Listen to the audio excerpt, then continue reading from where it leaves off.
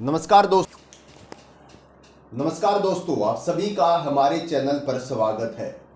Supreme court से एक इतना बड़ा फैसला आ गया है जिसने ये साबित कर दिया है कि हमारे देश के अंदर लोकतंत्र अभी जिंदा है।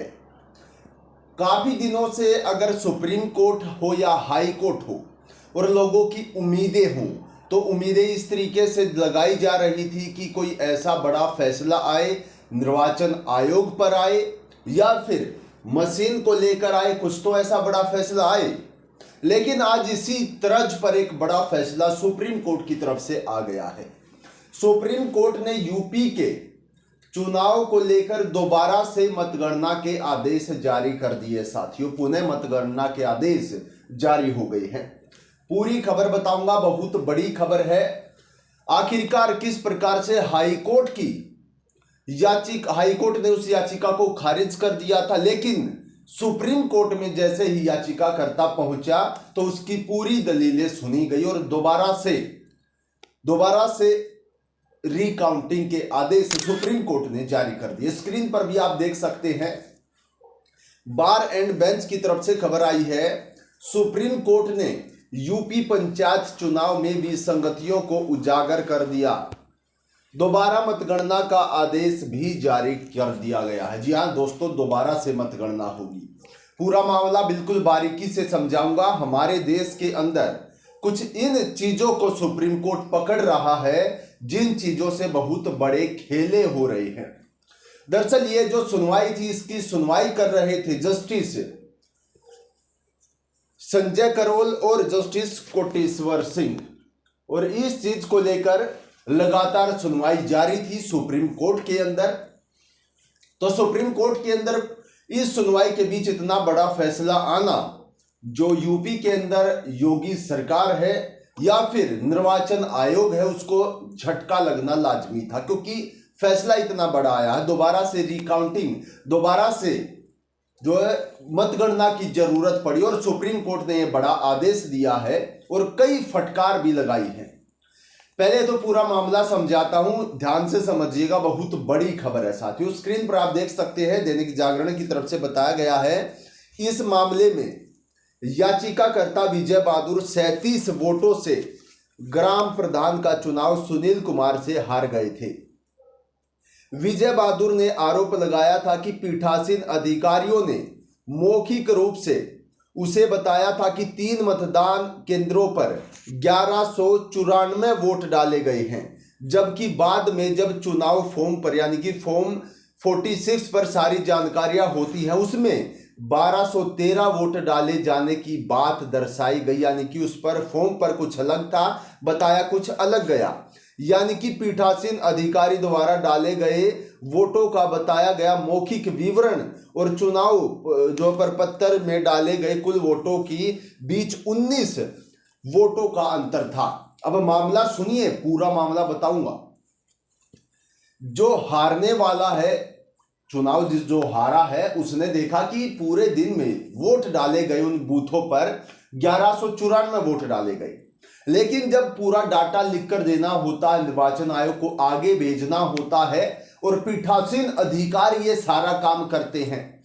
पीठासीन अधिकारियों ने लेकिन जो आगे भेजा उस पर ज्यादा वोट 1213 वोट बताया गया उस पर लिखे गए, यानी कि जो 19 वोटों का हेरफेर कर दिया गया।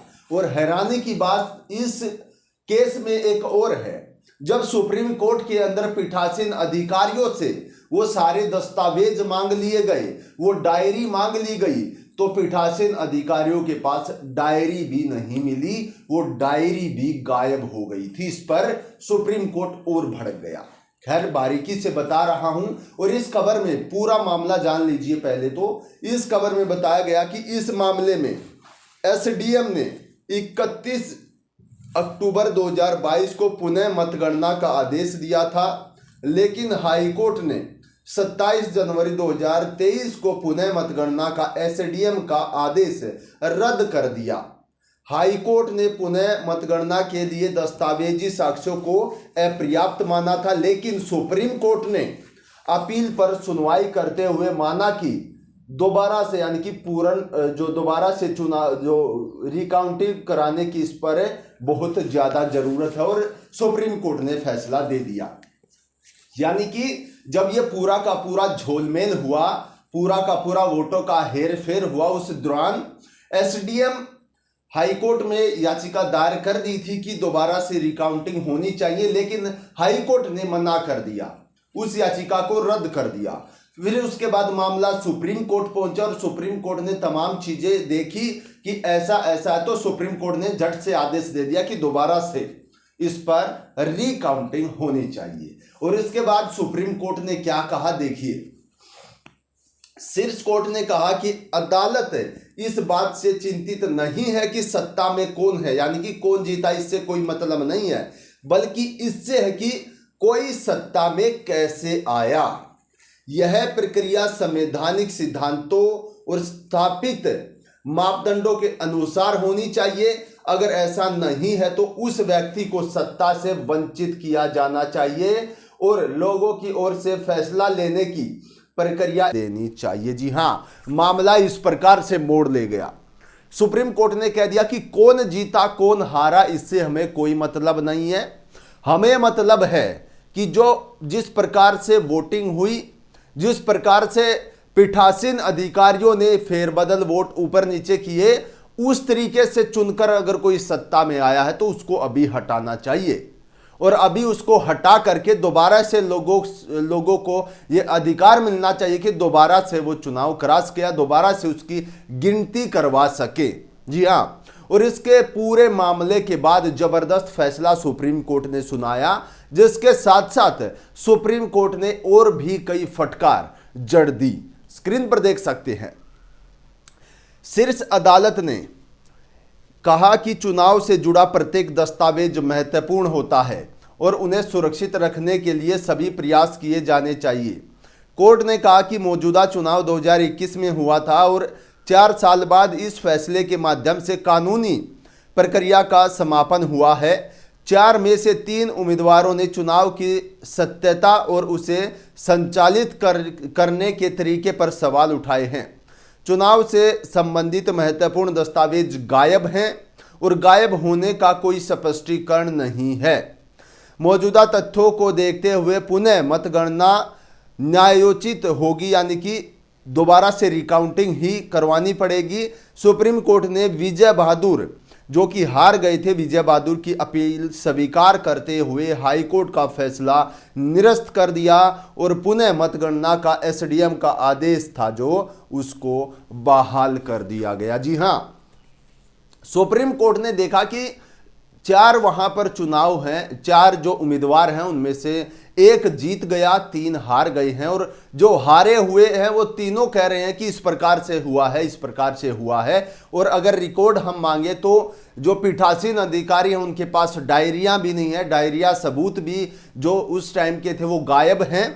तो इस चीज को ध्यान में रखते हुए जो गद्दी पर है उसको उतारा जाए, उसको सत्ता से वंचित किया जाए और इस पर दोबारा से मतगणना की जाए, रिकाउंटिंग की जाए। ये बड़ा फैसला सुप्रीम कोर्ट ने अपनी कलम से सुना दिया, जिसके बाद बड़ा झटका यहां पर कई राजनीतिक दलों को लगा होगा।